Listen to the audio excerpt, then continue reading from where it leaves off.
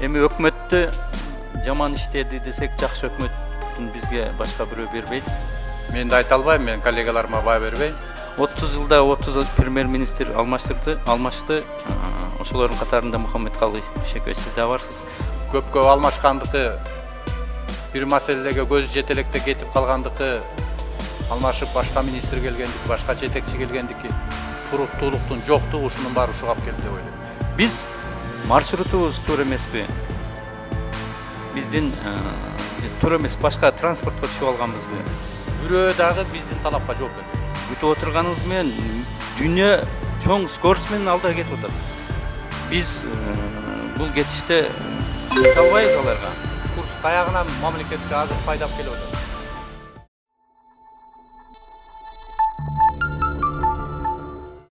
Урматтуу коллегалар, өкмөттүн отчету жылдагыга салыштырмалуу мындай салыштыруу менен башка рейтингтер менен айырмаланып атат. Эми бул жагы бир жагынан жакшы көрүнүш. Эми өкмөттү жаман иштеди десек, жакшы өкмөттүн бизге башка бирөө бербейт. Өкмөттү иштебей атасыңар дегенден мен алысмын. Өкмөттүн мүчөлөрү отурасыздар.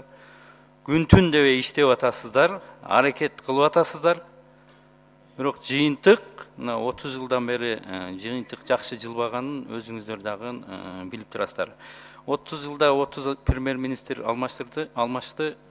Ошолордун катарында Мухаммедкалый Дүйшөкөй, сиз да барсыз. Бардыгы ошол премьер-министр туура эмес иштеди дегенден алысмын. Биз маршрутубуз туура эмеспи? Биздин туура эмес башка транспортко түшүп алганбызбы деген ойлор болуп атат. Мухаммедкалый Дүйшөкөйүч, эң негизги мамлекетибизде негизги элдердин, жарандардын мындай жоон терisi менен ашып кеткен кайсы проблемалар негизи деп айта аласыз? Сөзсүз эл кайсы проблеманы козгойт? Бул социалдык проблемалар, пенсия, пособие проблемасы, айлык маяна проблемасы. Анан экономикалык мен ойлойм, буларды чечиш үчүн экономикалык эң башкы маселе бул жумушчу орду түзүү боюнча да. Мен эми жанагы сурооңуздун төркүнүн түшүнүп атам. Мен да айта албайм, мен коллегаларыма баа бербейм. Бирок менин оюм боюнча мына 1 жылдан бери анализ жасап, бардыгын көргөн адам катары, өкмөттүн жетекчиси катары биз системаны түзгөн эмеспиз да. Биз убактылуу элге жага турган, бир саясий кызыкчылыктарга жага турган чечимдерге, кыска мөөнөттүү бир упай топтой турган чечимдерге ушундайга көп көңүл буребиз да. А менин оюм боюнча системалуу иш алып барыш керек. Мына айыл жеринде дагы көйгөйлөрдүн баарын айтып атабыз. Мунун баары эмнеден? Ошол биринчи проблеманын өзүн билсе да билмексен болгондуктан. А биздин оюбуз боюнча проблеманын жаранын өзүн чукуп чыгып, анан ошо жараны дарылашыбыз керек да. Жана региондорду өнүктүрөлү, айыл чарбасын өнүктүрөлү деген бул жөн эле курулай сөз эмес. Эң баш косолчу чечилсе биздин социалдык проблема, миграция маселеси, демография маселеси, балдардын төрөлүшү, алардын ден соолугу, алардын окууга болгон жөндөмдүүлүгү, алардын сапаты, ушулардын баары тең ошол системалуу көз караш менен, ошо менен мамиле, анан чечим чыгарганга мен ойлойм ошондон болуп атат. Ошон үчүн сиз айтып аткан жанагы көп алмашкандыкы, бир маселеге көз жетелекте кетип калгандыкы, алмашып башка министр келгендики, башка жетекчи келгендики, туруктуулуктун жоктугу ушунун баары ушуга алып келди деп ойлойм мен. Эгерде опростарга таянсак, мамлекетибизде эң биринчи проблема жумушсуздук. Экинчи проблема коррупция. Үчүнчү инфратүзүмдөр, жолдор, анан калган ошентип бүт социальный проблемалар. Ушул негизги 3 проблемаларга кандай өкмөттүн көз карашы бар? Сиздин кандай? Жумушсуздукту кантип жоебуз, коррупцияны кантип азайтабыз, инфратүзүмдөрдү кантип жакшыртабыз? Ошо кыскача сиздин көз караштарыңызды айтып бериңичи, үчөөнө калганын кое туруп. Алтынбек Турдубаевич, багытыңыз кандай болот? Инфратүзүмдү оңдош үчүн акча каражаты керек.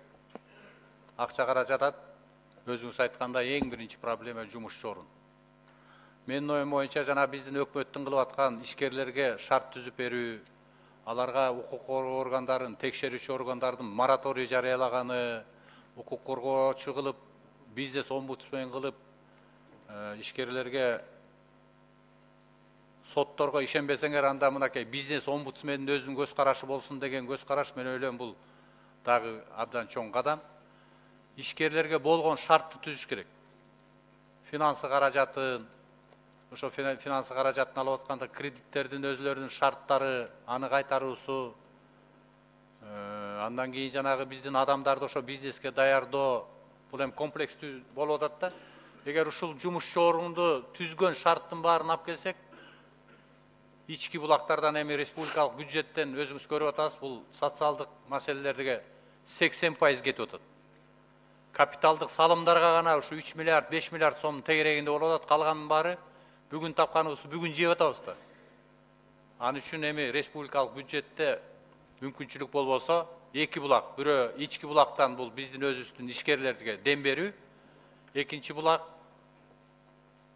чет жактан инвестициялар тартуу. Мына ушул гана жол менен жылабызго деген ойдомун.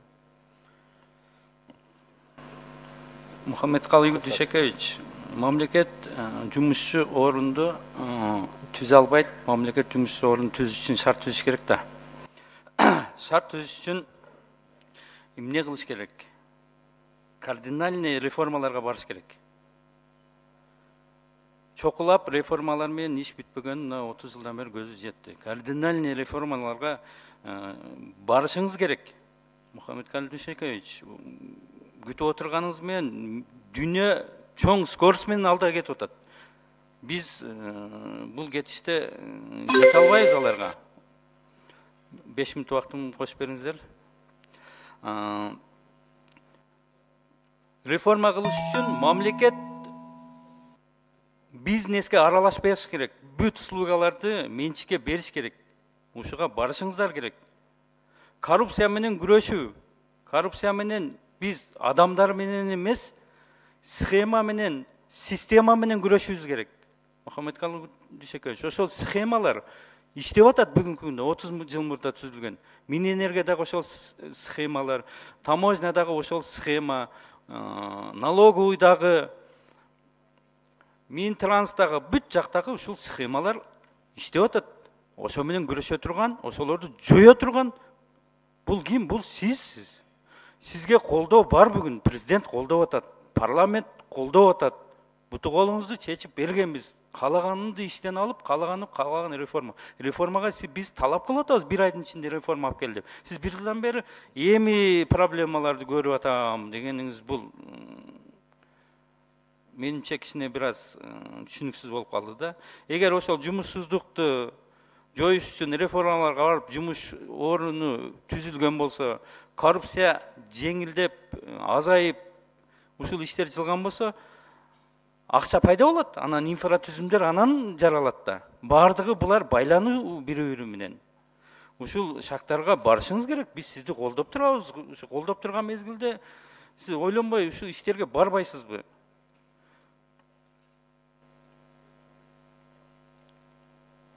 Туура айтып атасыз, мен да ошону колдойм. Ошондой кадамдарга барабыз. Качан барабыз эми? 1 жылда бир канча мамлекеттик ГП түздүңүз 1 жылда? Биз ГП мамлекеттик эмес, мамлекеттик кыскартып атабыз. Госпредприятиялар түздүңүз да. Өзүңүз айткандай, Сиз кыскартканыңыз кайсы, канча госпредприятияны кыскарттыңыз? азыр мына 40ка жакынын кыскартып, жок кылып атабыз деген. Жок кыла элексиз да. Жок, кыскартып, мамлекеттик ишкананы айтып атам. Ошо госпредприятияларды кайра түзүп атпайсызбы? Түздүңүз го недавно бир госпредприятияны. Кыргыз туризмди айтып атасызбы? Ооба. Бул эми биз стандартты бере турган госпредприятияларды деп атабыз, мамлекеттик ишкана. Себеби дегенде жанагы Госпредприятиялар түзүп, кыскарткандарды түзүү, ушулар реформабы? жок, аны Бюрократияны көбөйткөнүңүз ушул реформабы? Алтынбек Турдубаевич, биз аны түзгөнүбүз ошол биздин азыр туризм боюнча өзү жаңы башталып атат да. ошолорго стандартты бере турган, бизде көрсөтө турган, ошого бир үлгү боло турган эч кандай бир компания болбой атат да. Биз ошон үчүн ошого стандарттарды бере турган азыр компания иштесе, азыр бутуна турса белебиз, бул менчикке кетиш керек кайракчы. А жанагы дагы бир айтып атасыз го дейм, жана биз 5 компанияны IT технология боюнча деп атканыбыз. Ошону айтып атасыз го дейм, Ооба. Ал жерде да ошондой жанагы проблемалардын баарын чечип туруп, санар иптешүү боюнча да. Азыр мына 13 ар кайсы министерствода 13 ар кандай компаниялар бар экен. IT технология боюнча, санар иптешүү боюнча. Бирөө дагы биздин талапка жооп бербейт. Ошолордун баарын чогултуп 5 кылалы деп атабыз да. Наоборот, биз 13-тү кайра 5ке чүрүп атабыз. Анан жанагыдай биз коюп аткан санар иптешүү боюнча, цифровизация боюнча маселелерди чече турган болсо, мен ойлойм бул дагы биздин экономикабызга оңой салым кошпойт да. А так жанагы сиз айтып аткан мамлекет өзү баарыбыз эле билебиз, жаман башкаруучу. Мына азыр улутташтырылган баягы мүлк бар. Ошонун башкарганы боюнча азыр терс көрүнүш болуп атат. Азыркы иштеп аткан мамлекеттик ишканалар боюнча терс көрүнүш болуп атат. Булардын баарын тең менчикке чыгарып, же болбосо формасын өзгөртүш керек. Биз жана KPI деп кийирип 8 көрсөткүч боюнча баа бере турганыбыз, мен ойлойм ушул жыйынтыкка чыгарат деп. Азыр май айында карайбыз ушул компаниялардын бардыгын. Анан сиздерге да айтабыз. Мухаммедкалый Дүйшөкевич, тез арада реформага бар, бул бюрократияны азайтып, ишкерлерге каникул берип, 5 жылдыкпы, 3 жылдыкпы ушундай нерселерге барбасаңыз, биз ишкерлердин жумуш орундарын түзө албайбыз. Мамлекет менен жумуш орундарды сиздер түзө албайсыздар. Буну качан түшүнөсүздөр? Мен эч түшүнө албай эле койдум. Анан жакында советник алдыңыз, Кубат Рахимов деген. Ол кишинин советин угасызбы сиз? Советниктерди советин угам деп алдыңыз да, туурабы? Ооба. Анда ал Рахимов мындай интервью берген. Крепкий сом губит кыргызстанский экспорт. Сиз муну менен макулсузбу? Бул негизи улуттук валютанын курсун кармаган эки жагы бар да. Сөзсүз экспорттарга эгерде мындай кой бере турган болсок, курсун экспортко жардам берет. Бирок биз азыр таразылашыбыз керек да. Курс каягынан мамлекетке азыр пайдап келип атат. Эгерде биз курсту кой бере турган болсок, ал анда социалдык маселелердин баары күчөйт да. Пенсиялар, пособия, айлык маяналардын ала турган жөндөмдүүлүк азаят. Бизде азыр 80% элибиз пособия менен айлыкта турат, же болбосо эптеп жаныма коюп атат да. Ошон үчүн мен ойлойм, бул экспортты үлүшү абдан экономикага көп болсо, анда биз ошону колдошубуз керек. Бул курсту менин оюм боюнча азыркы келаткан улуттук банктын кичине жумшартышыбыз керек. Андан кийин аны жылышыбыз керек да. Ал эксперттин эми өзүнүн көз карашы бар, эми азыр келип эксперт болуп баа бериш оңой, иштеп келгенден кийин анын көз карашы мен ойлойм өзгөрөт го деп. Бирок мен билем анын ушундай дасыккан адис экенин, өзүнүн да салымын кошот го деп ойлойм, мамлекетти өнүктүрүүгө. Эми кеңешин угам деп кеңеш кылдыңыз, значит угушуңуз керек да мындайларды. Туурабы? Туура багытта айтып атат да, мен макулмун ошол эксперттин айтканына. 30 жылдан бери биз сомдун күчүн кармап келебиз. Акча жыгайт этип. Экспортубуз артка кетип атат. Ушуну түшүнүшүбүз керек да. Биз туура эмес багытта кетип атабыз. Багытыбыз туура эмес. Экспортту кошуналар анда Өзбекстан, Казакстан кою берди. Алар туура эмес жасап атыптыр, значит. Аларда социальный проблема жокпу, Мухаммедкалый Дүйшөкевич? Казакстанда мисалы үчүн бизден 2,5 эсе пенсиянын көлөмү, орточо пенсия 2,5 эсе бизден көп. Анан биздин 5000 сом пенсия алгандарга эгер эртең товар менен күнүмдүк алып аткан тамак аш кымбаттаса, экспортту колдогону жакшы экен, социалдык маселелерди колдоп, социалдык чөйрөнү колдогон жакшы экен, ошондо түшүнөт. Анда отуруп эле экспортту колдобой, социальный проблема менен отуруп бергенибиз кандай бул? Мухаммедкалый Дүйшөкевич, бул экспортту биз көбөйтмөйүн, биз импортозависимый мамлекет болуп отура беребизби? Потребитель болуп. Биз таможенный союзга потребитель болгону кирдикпи? Биз ошол рынокко өзүбүздүн ишкерлердин өндүргөн товарларын чыгарабыз деп кирдик да биз. Анда биз төр эмес кириппиз да анда. Сиз ошентип айтайын деп атасызбы? Мен айтайын дегеним, курсту мындай казактардыкына окшоп, алардын өзлөрүнүн стабилизациялык фонддору бар. Ошолор менен каржылайт. Өзбекстанда да азыр ошондой болуп атат. Миллиарддаган доллар менен каржылап атат. А биз андай мүмкүнчүлүгүбүз азыр жок да, ошон үчүн айтып атам да. Мен ойлобойм, азыр катырып эле сомдун курсун кармай беребиз деп. Жок, акырындан кой беришибиз керек да. Эгерде биздин жанагыдай социалдык төлөмдөрүбүз, социалдык чөйрөбүзгө кошумча акча бере турган механизм болуп булактапсак, анда кой берелик. А бирок азыр биз булактап албай атабыз да. Мен таптакыр кой бер деген жокмун. Акырын плавно кой бериш керек да. Сиздер плавно кой берген жоксуз да. Сиздер кармап отурасыздар да. Ошон үчүн экспорт аксап атат да. Мына сиз азыр эле пример айттыңыз. 600 миллион сом импорт, 200 миллион, доллар, 200 миллион доллар экспорт айыл чарбасында. 400 миллионду кайсыл жол менен азыр толуктайбыз дейсиз? Кайсыл жолуңуз бар? Ошо жолуңузду айтып бериңчи болбосо мага. Кандай кыласыз? Буга ушул сомдун курсун кармаган тоскоол болуп атпайбы? Эч кайсы сиздин башка жолуңуз bundan обез кылып өтө албайт да, бул тоскоол болуп атпайбы? Алтынбек Турдубаевич, ал невыгодно бул цена. Бизге алып кирген выгодно болуп атпайбы тигилерге? Ошон үчүн бул жака кирип кетип атпайбы? Биздикилер чыгара албайт да. Эми сомду колдогон бул бир эле механизм да. Анын ичинде жанагы фискалдык саясатты өзгөртүшүбүз керек. Социалдык жана төлөмдөр бар, анын ставкаларын карашыбыз керек. Каникулдарды беришибиз керек. Мына ушундай жол менен барсак болот аларгачы. Аны бериш керек, жасаш керек. Бул механизм да, жана сомдун курсу. Мухаммедкалый Дүйшөкөевич, да кылышыбыз керек, беришибиз керек, жасашыбыз керек. Качан? Качан жасайсыз? Азыр мына жасап атпайбызбы? Жана институттарды түзүп байкалбай атпайбы? Ошол мындай жылышты мен жалпы эл, карапайым эл ошол нерсени байкабай атпайбы? 3,5% ВВП'нын өсүшү деген бу ийгилик эмес, Мухаммедкалый Дүйшөкөевич. Тенде 60-70% тенде деп атабыз. Биз ВВП'ны андан көпкө көтөрсөк болот, эгер мындай схемалар менен реально күрөшкөн болсоңуз. Ошол схемаларды сындырган болсоңуз, налоговыйдагы, башка таможня, башка бүт схемалар сынса, ВВП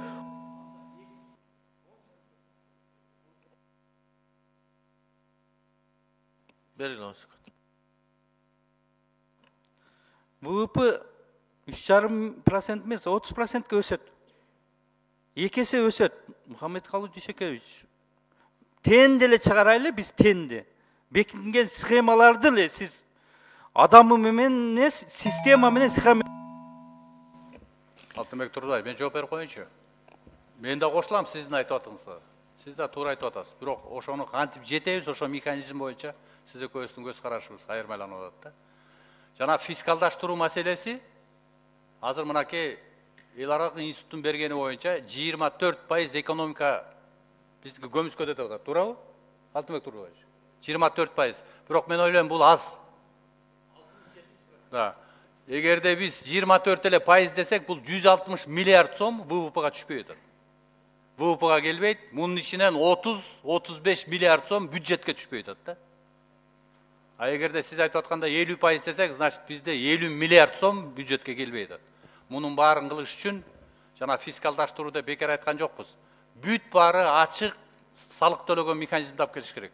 Товардын сырьёсунан баштап сатылганына чейин алып келиш керек. Мына азыр биз жакында Кытайдын компаниясы менен жолуктук. 1,5 миллиард эли бар экономиканы фискалдаштырган. Ошолор айтып атат. Силердикин биздин системага алып келиш үчүн биздин кирешени эсептебей, силер чыгашаны эсептегиле депчи. Анда биз ар бир сатылган жана товарга ошондой механизмди кириш керек. Анын дагы азыр социалдык маселелери кандай болот, ошону эсептеп атабыз. Ана фискалдаштыруу болсо мен ойлойм, жанагы айтып аткан маселелер өзлөрү келет. Ким канча товар алып атат, ким каяка сатып атат, канча прибыль көрүп атат, канча салык түшүрүп атат, төлөп атат. Айлыгын жашырып атат, биз билебиз азыр. 50% айлык азыр төлөбөйт. 10%-ын конверт 10 миңин тиги официалдуу көргөзөт, 20 миңин конверт менен берет. Анын баарын билип атабыз да. Сизге да кошулам, чечкиндүү кадамдарга барыш керек. Бирок экономиканын өзүн, элдин акыбалынын өзүн Эртең мисалы үчүн жанагы Кытайлар айтканга барсак, эртең бизнес каршы чыгат бардыгы. Жанагы Казакстандагы мисалы үчүн чек арада тургандыгы Алтынбек Турдубаевич. Именно дордойду иштеп аткан бизнесмендердин кылганы. Кичинекей ставка көтөрүлсө ошону төлөбөйбүз деп митинг кылганы. Ошонун баары келип атат да. Сиз айтып аткандай, сиз экөөбүз ойлогондой болсо, анда баардыгы болот эле. Бирок азыр андай болбой атат да. Рахмат.